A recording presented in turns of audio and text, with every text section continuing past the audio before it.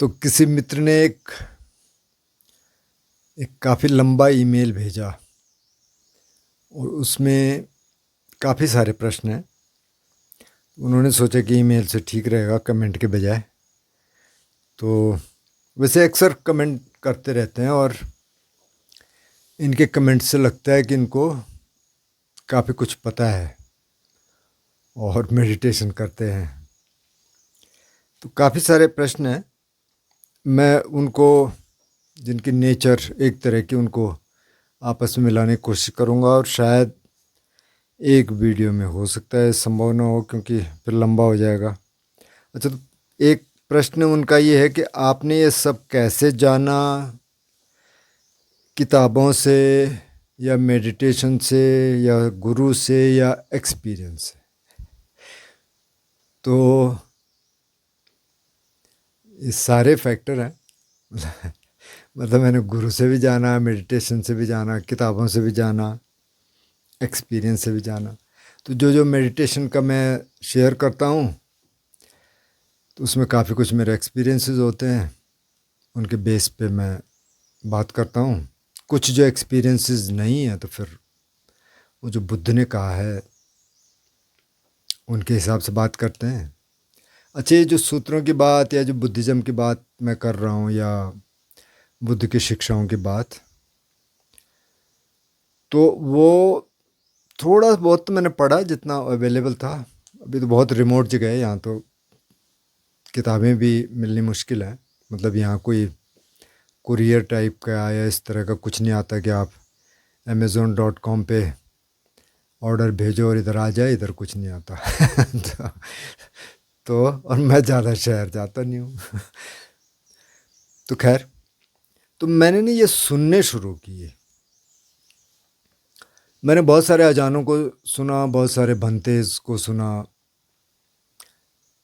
अजान ब्रह्म से सुनने से मैंने शुरुआत की। आप सुन लेना अजान ब्रह्म, वैसे आप जानते होंगे, ये सज्जन जानते होंगे, शायद और लोग न जानते हों। काफ़ी फ़नी वे है उनका बात करने का। कुछ कुछ डिस्कोर्सेज उनके अच्छे हैं, कुछ मेरे को नहीं भी लगे। मतलब काफ़ी जोक सुनाते हैं और कुछ कुछ जोक्स मुझे लगा कि इनकी ज़रूरत थी नहीं। खैर, फिर मैंने और अजान सुमेधो को सुना, फिर अजान ब्रह्माली को सुना, अजान सोना, अजान प्रसन्नो, अजान अमरो, अजान बहुत सारे अजान हैं, भंते जी, गुणरत्ना। फिर मैंने भिक्खु बोधि को सुनना शुरू किया। जब भंते भिक्खु बोधि को सुनना शुरू किया तो मेरे को लगा कि अच्छा, मैं यही ढूंढ रहा था। क्योंकि ये जो जितने अजानों के मैंने नाम सुने, बताए आपको, ये ज़्यादातर अपना बोलते हैं।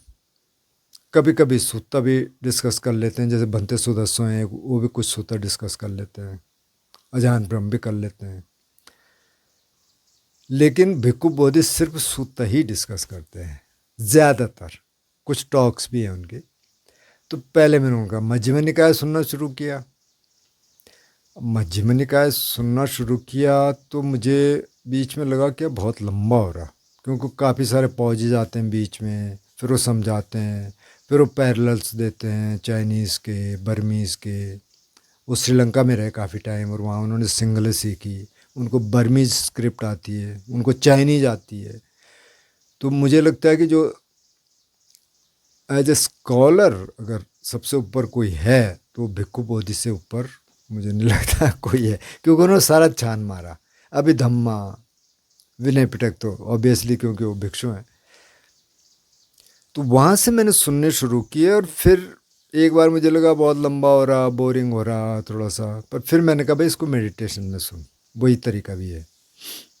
सुनो, गैप्स जैसे आते हैं वैसे बैठ जा, देख ले अपनी सांस, देख ले अवेयरनेस, देख ले। तो उससे मुझे बहुत ज़्यादा मदद मिली क्योंकि वो ऑथेंटिक था। फिर मैंने थोड़ा सुता सेंट्रल भी देखने की कोशिश की। वैसे कई बार मैं उसका समझ नहीं पाया, इसका स्ट्रक्चर क्या है इस वेबसाइट का। फिर भी जितना जितना तो मैंने ऐसे ज़्यादा सुना है और उसके मैंने कुछ नोट्स बना दिए, एक माइंड मैप बना दिया, उधर मैंने चिपका रखा है। वहाँ नई चीज़ें चिपका देता हूँ, फिर कभी कभार उसको देख लेता हूँ तो थोड़ा सा रिवाइव हो जाता है। वैसे मैं कोई स्कॉलर नहीं हूँ, मैं कई बार कह चुका हूँ। तो मैंने ऐसे सीखा है। अच्छा, और जो इनका एक छोटा सा क्वेश्चन है कि बुद्ध का ओरिजिनल नाम क्या था, तो जहाँ तक मुझे मालूम है पाली कैनन के हिसाब से उनका ओरिजिनल नाम था सिद्धार्थ गौतम। गौतम उनका क्लैन का नाम था। आज की डेट में जैसे यहाँ गोत्र बोलते हैं, शायद ऐसा कुछ होता होगा, क्योंकि भारद्वाज भी उस समय काफ़ी थे, ब्राह्मण कश्यप थे और गोत्रों के थे, तो इनका शायद गोत्र या क्लैन या जो भी होगा उनको गौतम बोलते। तो सिद्धार्थ गौतम इनका ओरिजिनल नेम था। अच्छा, अब ये कह रहे हैं कि कोई प्ले लिस्ट आप सजेस्ट कर सकते हैं, तो मैंने इनको भिक्षु बोधि का एक भेजा था, तो भिक्षु बोधि को आप देख लें, क्योंकि इन्होंने इंग्लिश में ही कमेंट किया, बहुत अच्छी इंग्लिश लिखते हैं।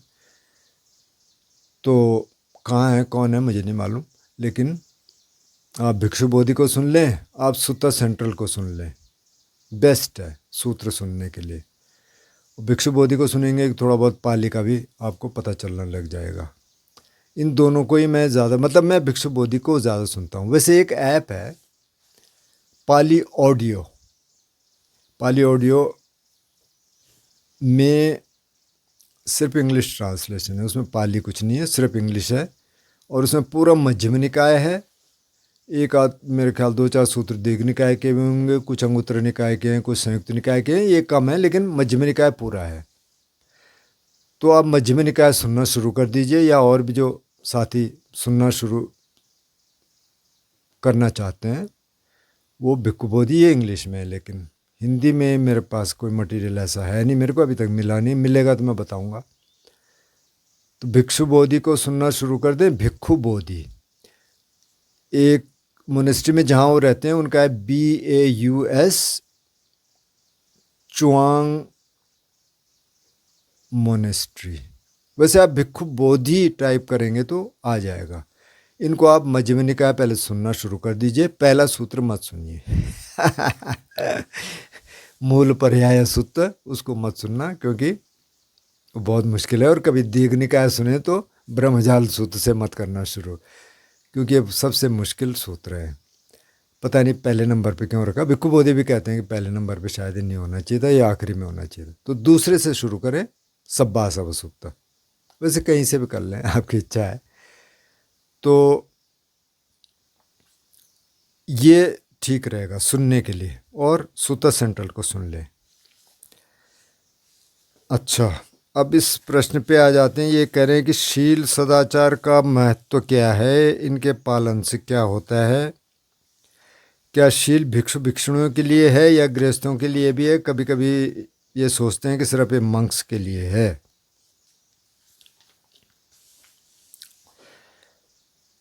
तो ये सिर्फ मंक्स के लिए नहीं है, ये सबके लिए है।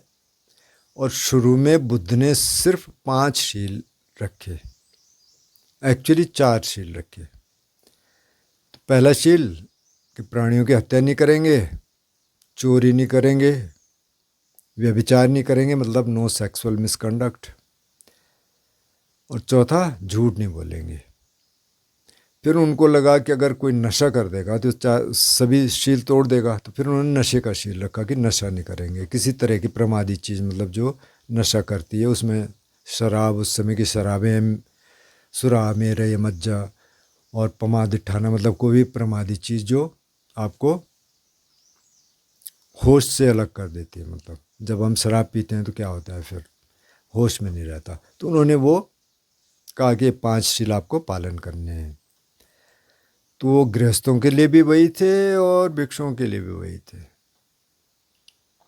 बाद में चल के जैसे जैसे कुछ चीज़ें हुई, जैसे एक उदाहरण मैं आपको दे देता हूँ, उससे आपको समझ आ जाएगी कि जो ये बना कि विकाल भोजन, कि मतलब अनटाइमली फूड। ऐसे नहीं कहा कि 12 बजे के बाद नहीं खाना, 12 बजे तो वहाँ थे ही नहीं, मतलब उस समय तो कोई घड़ी तो थी नहीं। तो ये था कि मतलब सूर्यास्त के बाद ना खाएं। वैसे भी और सारे ट्रेडिशंस में है, जैनिज्म में है, जो वैष्णव है उनमें है कि सूर्यास्त के बाद नहीं खाएंगे, उससे पहले खा लेंगे। वो अच्छा भी है, आयुर्वेद के हिसाब से भी पेट के लिए बहुत अच्छा है। तो उन्हें उससे पहले खा लो, मतलब एक बार आप सुबह जाओ, एक बार वहाँ खा लो, एक बार दिन में आके खा लो। तो वो हुआ है क्या कि एक मंक भिक्षाटन के लिए गए रात को, क्योंकि उस समय तो कभी भी जा सकते थे। वे घर के आगे खड़े रहे। बुद्धिस्ट भिक्षुओं के लिए यही है कि आप चुपचाप जाके खड़े रहे, नीचे नज़र करके, कुछ नहीं बोलना है। कोई आएगा आपको दे देगा, नहीं आएगा तो थोड़ी देर बाद आप दूसरे दरवाजे पे चले जाइए। तो वहाँ खड़े थे। अब वो अंधेरे में तो उनको पता नहीं चला कि ये बैक डोर है, पीछे की साइड है। वहाँ खड़े थे, एक महिला आई, उसको पानी फेंकना था, कुछ गंदा पानी रहा होगा, कुछ बर्तन वर्तन का। उस समय ऐसे तो सिंक विंक तो हुआ नहीं करते थे। तो उसने पानी फेंका, भिक्षु के ऊपर पड़ा और उसी समय एक बिजली चमकी और उन्होंने देखा, अच्छा ये तो कोई लाल कुछ दिख रहा है इधर। वो चीखी तो भिक्षु ने कहा, नहीं नहीं, मैं सिस्टर, मैं भिक्षु हूँ। बोले भिक्षु हैं, यहाँ क्या कर रहे हो? बोले मैं भिक्षाटन के लिए आया। तो अब ये डर गई थी महिला, तो इसने उनको थोड़ा सा खरी खोटी सुना दी, यार आप हर समय आते रहते हो सुबह से शाम तक, मतलब जब भी आपको भूख लगती है आप भिक्षा के लिए आ जाते हो। अब ये बात पहुंची बुद्ध के पास। बुद्ध ने कहा, भाई क्या करना चाहिए? उन्होंने कहा, ये ऐसा करे बंदे जी, इस रात का खाना बंद। उन्होंने कहा ठीक है। तो रात का खाना बंद हो गया कि आप भिक्षाटन के लिए एक बार जाएंगे, सुबह आप कुछ वहाँ खा लेंगे, कुछ आप ले आएंगे, दिन में खा लेंगे। इस तरह से सारे रूल बने। फिर वो जो ऊंचे शयन पे सोने का है, फिर वो और शील हैं, 10 शीलों में जो है पैसे को नहीं छूना है। इस तरह के जो शील बनते गए धीरे धीरे धीरे धीरे धीरे, क्योंकि इस तरह की घटनाएं हुई। तो बुद्ध ने ऐसे नहीं बनाया कि पहले ही फ्रेम कर दिए, तो पहले सिर्फ 5 शील फ्रेम किए, वो सब के लिए थे और काफ़ी टाइम तक वही रहे। तो इसलिए इन 5 शीलों को गृहस्थ के लिए भी दिया, मंक्स के लिए भी दिया। अब आपका जो दूसरा क्वेश्चन है कि इसका महत्व क्या है, इनके पालन से क्या होता है, मतलब क्यों पालने चाहिए, ये सवाल शायद हो सकता है आप ही ने कभी पूछा हो या किसी और ने पूछा होगा। तो अब जो शील है, जैसे प्राणियों की हत्या नहीं करनी, तो एक तो सीधा लॉजिक जो मैं देखता हूँ, बुद्ध ने इस भाषा में बात नहीं की, लेकिन मैं जो कह रहा हूँ कि भाई हर एक को जीने का अधिकार है, मेरे को भी जीने का अधिकार है। अब मैं नहीं चाहता कि कोई मेरे से बड़ा जंतु आके मेरे को मार दे। अब यहाँ तो बाघ भी हैं, भालू भी हैं, उनसे थोड़ा सा देखना पड़ता है कि भाई इस इलाके में ना हो, नहीं तो उधर घूमने मत जाओ। तो मैं तो नहीं चाहूँगा कि कोई बाघ आके मेरे को मार दे, क्योंकि वो शक्तिशाली है और मैं कमज़ोर हूँ, वो मार सकता है। तो अगर इसी लॉजिक को यहाँ देखा जाए कि भाई कोई छोटा प्राणी है और उसको मारने की कोई ज़रूरत नहीं है, तो उसको क्यों मारना है? अगर आप सेफली, मतलब कोई घर के अंदर आ गया और आप सेफली उसको बाहर कर सकते हैं। जैसे यहाँ सांप को, मतलब कोई भी सांप दिख जाए उसको मार देते हैं, और ज़्यादातर रेड स्नेक होते हैं, वो पॉइजनस नहीं है, बस इनको जो दिख गया वो मार दिया। तो अगर थोड़ा सा उनको पता होता कि यार इस पे तो पॉइजन है ही नहीं, भैया इसको क्यों मार रहे हो, ये तो अच्छा है, बल्कि गार्डन में रहे तो थोड़ा चूहे वगैरह कम हो जाएगी पॉपुलेशन। तो एक सीधा लॉजिक तो ये है।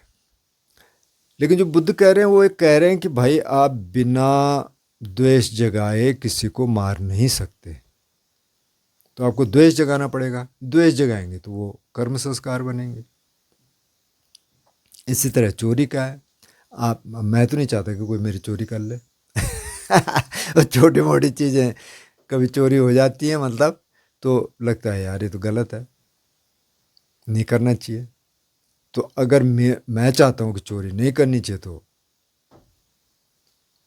मतलब दूसरा मेरी चोरी ना करे तो मुझे भी नहीं करनी चाहिए।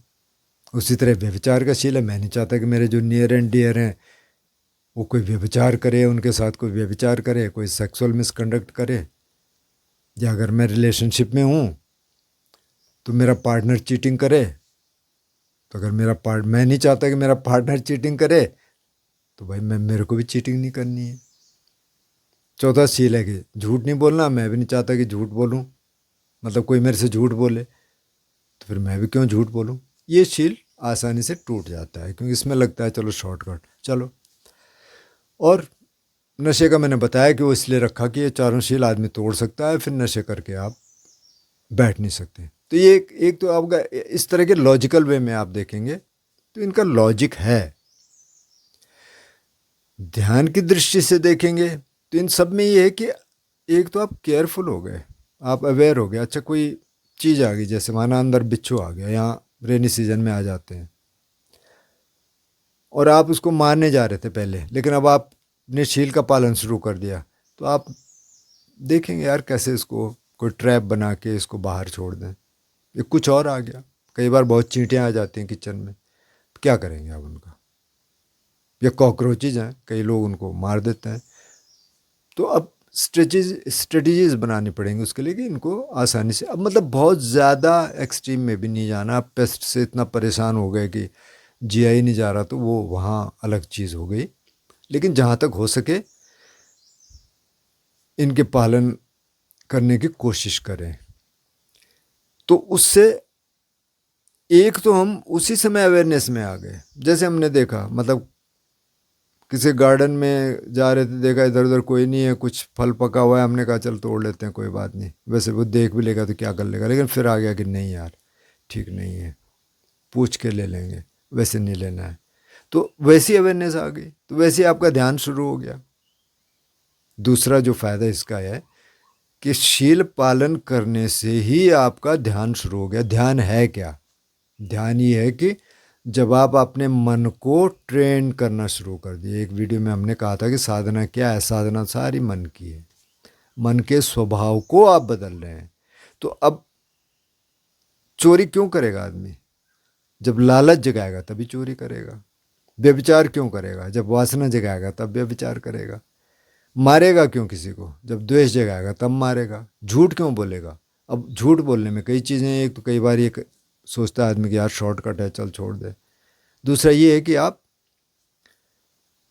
अपने ईगो को थोड़ा सा बूस्ट कर रहे हैं। झूठ क्यों बोलेंगे? एक तो अपनी इमेज बचाने के लिए। किसी ने कह दिया यार तूने वो किया था, तूने कहा नहीं नहीं मैंने तो नहीं किया, कोई गलत काम था माना।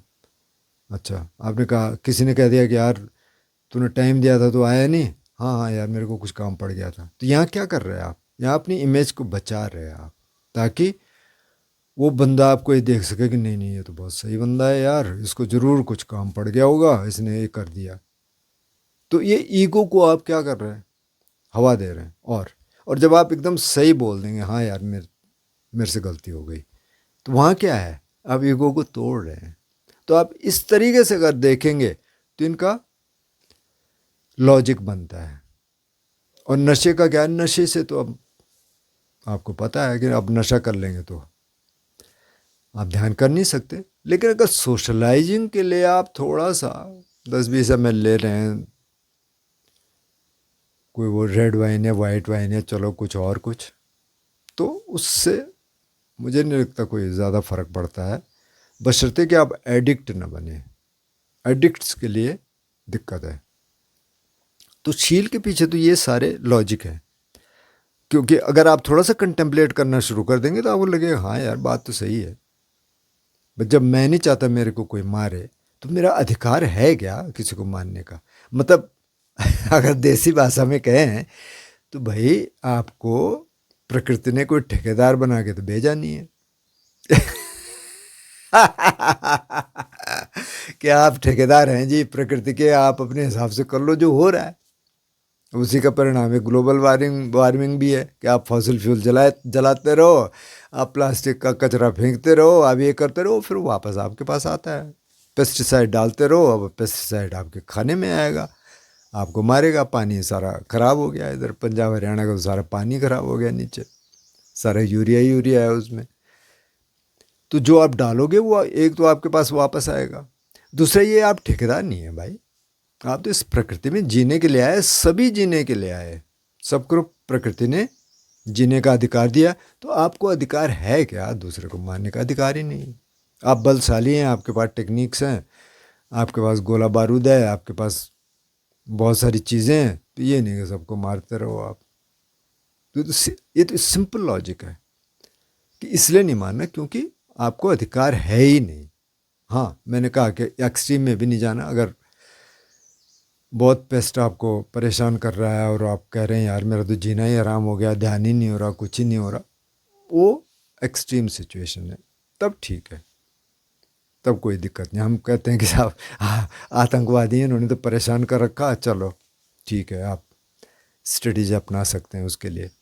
वो अलग अलग डोमेन हो गया। लेकिन डेली लाइफ में कहाँ होता है ऐसा, डेली लाइफ में तो ऐसा होता नहीं है। तो इसलिए शील को इतना महत्व दिया।